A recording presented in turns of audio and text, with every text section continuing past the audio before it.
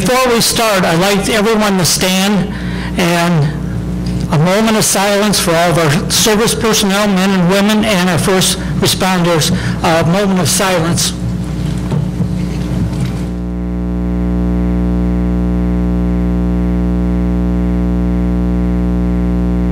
American flag. I pledge allegiance to the flag of the United States of America and to the republic for which it stands, one nation, under God, indivisible, with liberty and justice for all. Thank you very much. Okay, through this proceedings, if you cannot hear, we have a couple scouts walking around, so raise your hand and they'll let us know you cannot hear.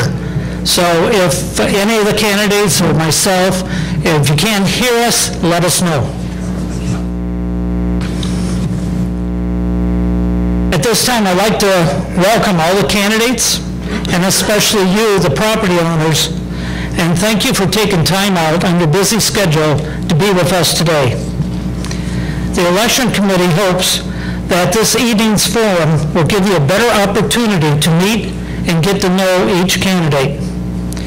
We have 3 individuals that are interested and willing to run for an office of the board of directors. Tonight's forum will consist of a short presentation by Janice Stein, who is the member record manager, on common voting questions that she has received in the past few years. After that, each candidate will have 3 minutes to introduce themselves and give any opening remarks they wish.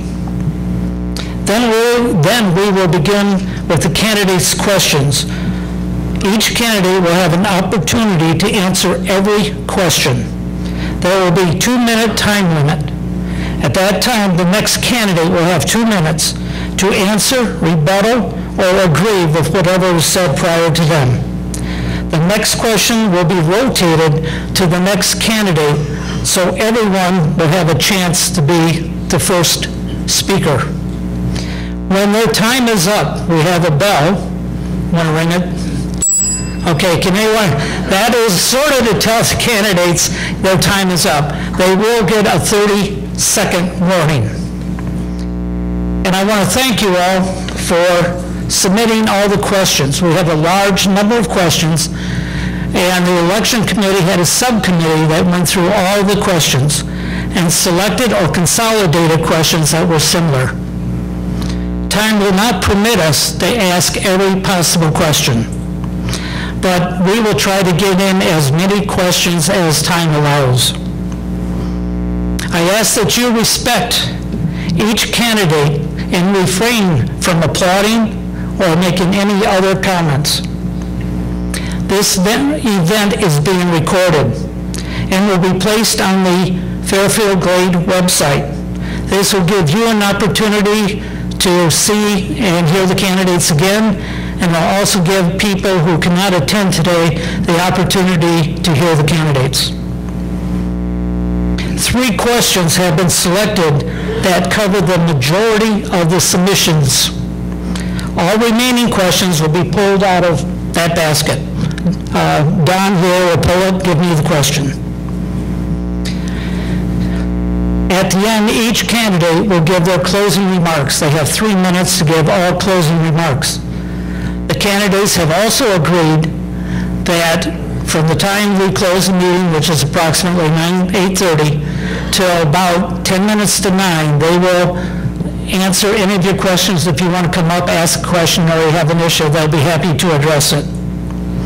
So at this time, I ask you to turn off or silence all telephones. Also, since this is being recorded, please keep noise to a minimum. There is water in back of the room, and the restrooms are to your left, through the door, to the left again, down the hall to the restrooms. Okay, at this point, I would like to introduce Janet Stein, who will give us a presentation on voting information. Janet?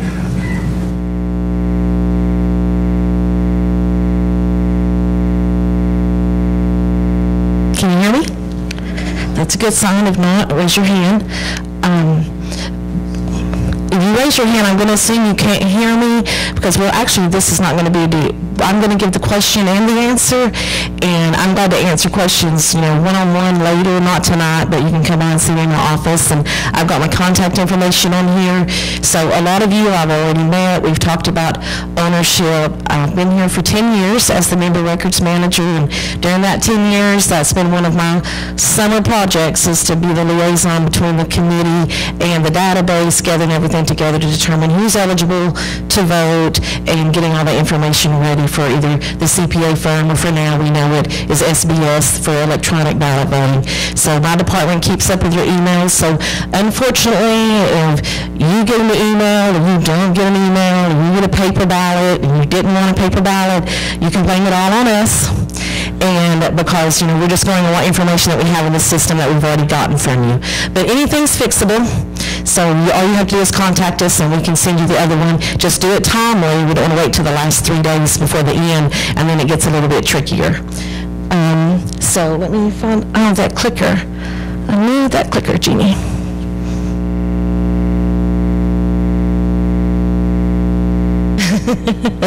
Thank you, she's multi-talented. All right. Now they said I could point in any direction, right? There we go. All right, so this is some questions that I came up with myself and worked with the committee on some things. These have all been common questions for years, but especially in the last couple of years. And I'm excited that with the new system that we implemented a couple of years ago, we can provide more information with the voting, because we can pull more information out of our database and really look at it. And as time goes on, the more time we spend in this kind of database, then we can see that and analyze that better, which is good for you and good for us too. So these may seem like very basic questions, and I'm going to give very basic answers. And when it's over, I do have this little handout, which basically is this in a little more detail that you can pick up. Will be out there on the table, and just take it home, read it. It's got some numbers, facts, and figures, and will be a little more explanatory. And then also my contact information's on there. So, big question: who is eligible to vote?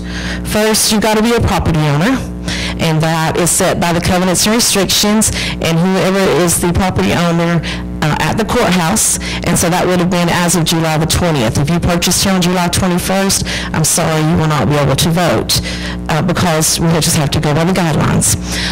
There is one vote per property, and that's just simply because you're paying one set of dues per property. We'll talk about that in a second, but one vote per property. That's still by the covenants and restrictions. That's not my guideline. It's not really it's not a board policy. It's just covenants and restrictions, and we all know that's what defines our community, which is great. You have to be a member in good standing, so that means you have to have already paid your dues, paid any fines you might have owed, anything like that, and had those to us by July 20th.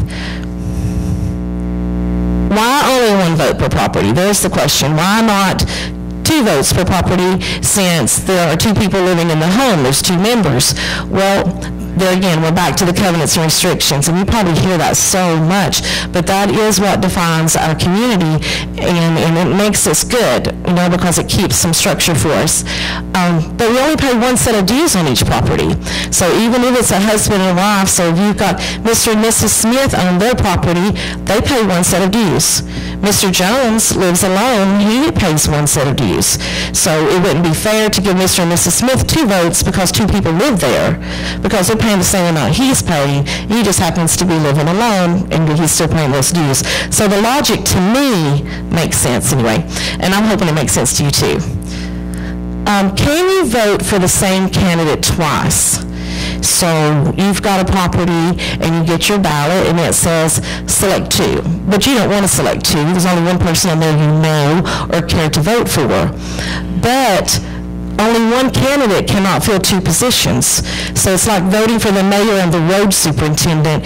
You wouldn't want to give that up. You want to say, yeah, I'm going to vote for the mayor and the road superintendent. So, and we want to make your vote count. So if you only say, well, I only care about one of those people.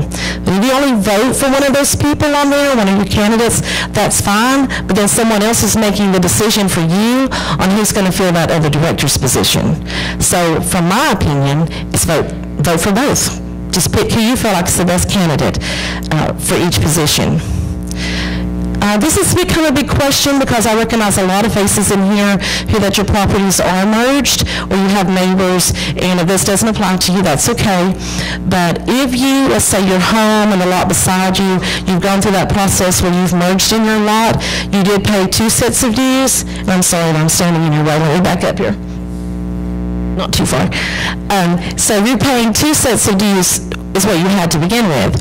And then you merged in that lot, which means we took 2 lots legally. You went through that process and redrew the lines, changed the plat at the courthouse to 1 big lot. So now you only pay 1 set of dues. So obviously then those dues are waived on the second lot and you only own 1. So you're going to lose that voting privilege on that lot you merged in. So if you're contemplating merging, just be aware of that. You are losing the vote on that second property that you're merging in because you're only paying 1 set of dues. And there again, anybody has any kind of scenarios or questions about this, because there are grandfathered types of scenarios and different situations, then just come and see me and let's talk about it one-on-one. Will ballots be addressed to only 1 person?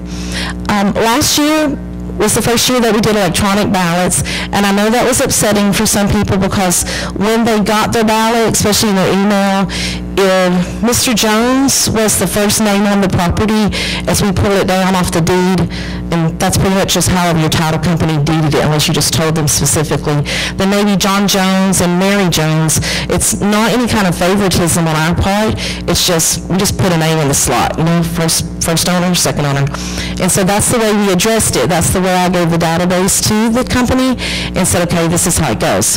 And so, but this year, I'm making that effort to go in and retrieve that second owner, whether it's your spouse or a co-owner, and for those non-residents, sometimes it's, and we went through this, you may have seen this with the survey that we just did, the strategic planning survey a few weeks ago, a couple months ago, that we made that effort to send that out to both names, John and Mary Jones. So that's the way your email will read this year, or if you get a paper ballot, it will say that. Unfortunately, it's whoever gets the email could be the one that votes. So if you want to vote, then I hope you know which one is the primary email. And I can't change that at this point. But you can discuss it, and if you can't come to an agreement, you can contact us and we'll see if you're eligible for any other way by doing a paper ballot. So either person can vote, either of those property owners, but not both, okay? So just 1 person, 1 vote per property. Then we get to that part, because a lot of you have multiple properties where you have 2 or 3, they're not merged in, and some have 8 or 10 or 20. We have property owners of 30 or 40, hundreds. So what's going to happen with those is that if you have an email on file with us, then we're going to send out your email when you get the ballot, and I'll show you a sample in a moment. Then the ballot will just say how many votes you have. You do have the option to contact us, and we'll give you a special ballot if you want to split that vote. I don't want to go into a lot of detail there, but let's just say that you have 5 properties and you don't agree on how you want to vote those maybe, or you want to allocate your votes. So we have a different ballot where you can allocate that. So, and just to say again what I haven't already said, but as for a reminder for those who are new property owners, if you have an email on file with us, then you will automatically get an email ballot. You'll get the email that says, do this, go online and vote. If you don't want to do that, then all you have to do is contact us and we'll send you a paper ballot. Or you can come in to the admin office and pick up a replacement ballot. So you can vote either way, electronic or paper, and that is your choice. If you don't have an email on file with us, then you will automatically get a paper ballot. If you requested a paper ballot last year, then you will automatically get a paper ballot this year, just to try to simplify that process for you. So, but there again, if you get a paper ballot and you don't want it, there is instructions on your paper ballot that says just go to this website right here, key in this information on your paper ballot, and you can vote electronically. So it's an either or. We're not trying to, to funnel you in to do it a certain way. Although electronic ballots do save a lot of money, let me say that. How is the number of investor votes determined? Same as all property owners. You're an investor by the covenants and restrictions if you have 10 or more properties. So if you have 12 properties, then you need to be current and be a member in good standing. If you have one property, as some of you in here do, you still need to be current, be the owner, and be a member in good standing. How many votes will Wyndham or the developer have this year? So the new developer is FGH Land. A lot of us just think about it as being Fairfield Homes because that's our go-to place there, but that's, Fairfield Homes and Glade Realty is owned and operated by them.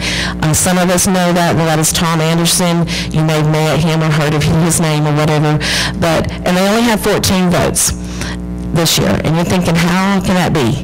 And we'll get to that in just a minute. Wyndham Resorts, who was previously the developer, and so now they've moved from developer status to investor because they have 10 or more properties. They have 1,337 this month, and so that will be what they're voting.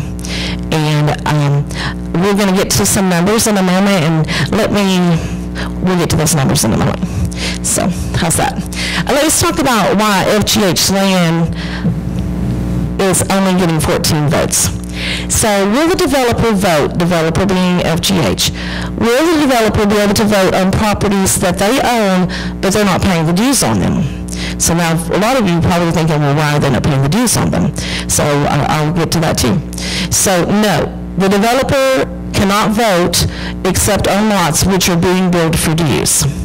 So their voting rights, by the covenants and restrictions, they have this option. Voting rights are forfeited on newly developed properties. So most of you are probably familiar with Hickory Ridge, the most recent not transactions, but development that's been going on up there a year or two ago when the patio homes are. So in the Bluffs, that's been a new development. So when FGH bought those properties from Wyndham, then those are newly developed properties that had never been sold to a property owner. So the covenants allow that as the developer, because those properties have never been sold, then, and it's not like they bought them from someone so they could build on them or increase their holdings either, that they have that option to not pay dues. But of course, in all fairness, if they're not paying dues, then they can't vote on it. So they have more properties that they own than 14, but those are not billable. The 14 that they own are properties that they have sold to someone or in other areas that are not. And I'm having to review that every month as if they purchase another property or they start construction on a home. Most times when they go under contract with someone, that lot deeds immediately. And so the new owner begins paying on it, even though Fairfield Homes is building the home. So, and that's a decision that they made. They could have just said, no, we're going to pay the dues on, because last year they had about 57. But they decided, Mr. Anderson made that decision that no, that was okay with him. He would just pay the ones he needed to on and forfeit his right to vote right now. And if someone has questions about that, I'm sorry, I can't stay afterwards tonight. My son's getting married in 2 days and I have company coming in. So thankfully it's not my daughter, because you all know that's a lot more work and drama. But anyway, so there's just things I need to be doing at home. So, but I'm glad, like I said, I'm going to give you all my information. I'm glad to sit with you and talk to you about that. Not to say that I have all the right answer or even what you want to hear, but try to be very methodical and detail-oriented, and I know the covenants and restrictions pretty good. Just reading it over and over and over for years, and every time any kind of situation comes up. So try to go right by the book. Not try to, just go right by the book. How do the timeshare owners vote? So we all know that there's 8 timeshare associations here: Kensington, Wellington, Oakmore, Stonecastle, all of those. So, and they're owned and operated, you could say, by Wyndham Resorts. But they also have their own association. So what they do is each association, let's just say Oakmore is the largest, I believe, and they have 116 votes. Each association has their own president, and they have a board and they have their own president. So typically, we would just always send their ballot to the president of that association. But they vote on that. That's not us. They vote on that, on how they're going to vote it. Not Wyndham, not their corporate office. It will be done within the association, and they make that decision of how they're going to vote it. 8 timeshare associations, they have a total of 487 votes. So, and let me just, I don't really go into this in my frequently asked questions, but in case you're not aware, timeshare owners pay dues.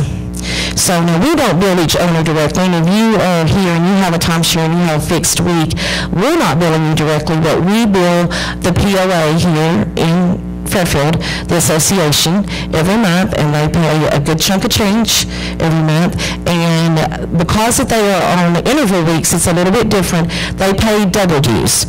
So you may be paying, well, all of you in here, I'm sure, are paying $58 a month on your home. That's the standard dues, cap and gen, capital and operating. So they're paying twice that. For all those 487 units or keyed units right there, so they're paying twice that. So when we get that every month, they're paying us monthly instead of paying 58, they're paying 116 plus their sewer. So they have their own trash, but they also pay sewer, just one fee per unit. So just throwing that out there so you understand that they're not just getting this for free, they're paying. This is also a question because I know the Good Samaritan campus is new to our community. It's a great place. I love it. And I think it's a really good ministry, I want to say, and option there for residents and people in the area. But are they eligible to vote? Actually, the residents are not, because they're not the property owners. They live there and they may own their cottage, you know, how that works, but they do not actually own the lot that is subject to our Fairfield Code covenants and restrictions. Good Samaritan has those. They own them and they pay the dues, and then if you live there, they give you the option to be a member, and we have all that, we track it in our system. So they actually get that vote. So we always send that to the Good Sam administrator, which is Mr. Fraser right now, and so he'll be the one that'll be casting that vote. So if you have any questions, or if you happen to live at the Good Samaritan, then that's who you can talk to put your input in about your candidate, and we get those questions. A lot of them have been previous property owners. And just to clarify that, if you happen to live at Good Sam and you still own a lot here or your home and haven't been able to sell that yet or haven't sold it, then on one side you're going to get to vote your property, and then Good Sam will vote also for a lot that they might have that you're getting membership on. Here's the big thing. How many votes does your vote count? And I'm not a politician, by the way. I'm just a member records manager, but I can do numbers pretty good. So the homeowner votes, and you see 5,873, and we don't even have that many homes here. But so right now, this year, when I did the numbers and crunched everything, then we had 4,873 homes that were current in their dues. That's homes, condos, and that's homes on sewer, homes on septic, so everything that is a home. And then with that, those 4,873 homeowners, actually between all of them, own 1,000 lots. I know it seems like that I just made a mistake, but I didn't. The computer counts that for me. So 5,873 votes that you guys, that you represent, that's 44% of all votes. That's awesome. Versus back that number, and some of you may have already received your email that went out from the board, the new magnified newsletter or whatever that they're doing. So those numbers came from me, from what I pulled from the system, and Wyndham with their 1,337 votes, which is a great number, that's still only 10% of the total number of eligible votes for this year. So, and we're just looking at real numbers. So I know, I talked to people last year, and it was sad to me that they said, no, I did not vote. I don't want to get involved. But they are involved because you live here, and every decision that's made, you know, affects us. So anyway, but 44%. And just so you'll know, to throw in the other numbers right there, non-residents who just own vacant lots is 40%. So I mean, we have a lot of people who live out of state, out of area, and that's 40% of the lots. But a lot of them are not, they don't have your interest, so they won't vote. Those numbers are going to be smaller. Moving right along, we changed this a little bit, so the voting email that you're going to get this year will look a little bit different, but still not great. And I'm sorry, we don't have a lot of control over that. I would love to have things bolded in really large fonts, but the way it's designed through the program that it comes, it's limited. So, well, as far as for me, I mean, I could bold that heading, but I can't do anything about this. So, but when you get, I'm hoping that this year we're prepared for it. And so when you get your email, and those should start coming to you on the 13th, and don't be alarmed if you don't have it on the 13th. And, you know, sometimes just as it goes out, we're talking about thousands going out at one time, then certain providers will slow that down. You know, they have to slow it down so they don't treat it like spam. And so don't worry about it. You know, give it a couple of days. If you still don't have it, it's time to contact us. So your subject will come in and say 2018 FGCC election ballot. Cast your vote now. And I'm hoping that catches attention. So it said something kind of generic last year, and a lot of people overlooked it. Also, the first thing that it will tell you is that this is the 2018 election ballot, and the voting link is below, which is here. All you're going to do is click on it. The next thing it's going to tell you is your ballot will cast X number of votes. Now that was in the ballot last year, but I had a ballot sent to me, and so I could keep an eye on what was being sent out to you, and it's hidden down in here. Way down there at the bottom line. A lot of people didn't see it. They're concerned about that. Wait, I own 2 properties. Why did I not get 2 emails? Well, it's weighted, which means that it's all in the database. I have your FG number. You're all familiar with that. That's unique to you. And so it's tied directly to the count of your properties. And so it will say, you know, this is you. Your ballot will cast 1 vote. Your ballot will cast 6 votes, however many properties you have. And then down in here is the member number, which is going to be your FG number right there. And then below that is another unique number that we don't generate. Their computer system generates it, and that's a passcode that's only unique to you. And it's not anything that we have anything to do with. We provide the member number, and they generate that. So you'll remember, you did this last year, you click on the link, it takes you into a site that will then open up and show you a ballot. It won't look like what I'm getting ready to show you. It's nice, they're spread out, you know, on the computer and everything. And then there, of course, is the bios for each of the 3 candidates, what they submitted, and that is there. And so you can click on that and just follow that link. There's more than just, you know, the vote. You can go over and click on that and read all about them, refresh your memory, you know, take some time to look it over. And and then you'll be able to cast your vote. Just submit it right there. If you have any questions, if it's technical support, like you're clicking on the website and it just won't work, that's the technical support.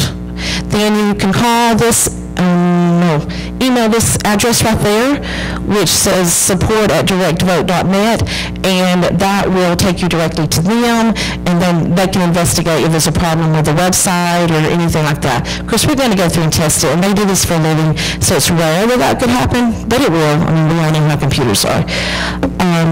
But if it's something different, like, wait a minute, this doesn't have my name on it, it's got somebody else's name on it. Heaven help us if that happens. But anyway, or your vote count is wrong. You would think you own, or you do own 3 properties and it said 2 for some reason. Now it's time to contact my department, and that email comes directly to my department, and we'll investigate that, go back to the database and pull everything and check that out for you.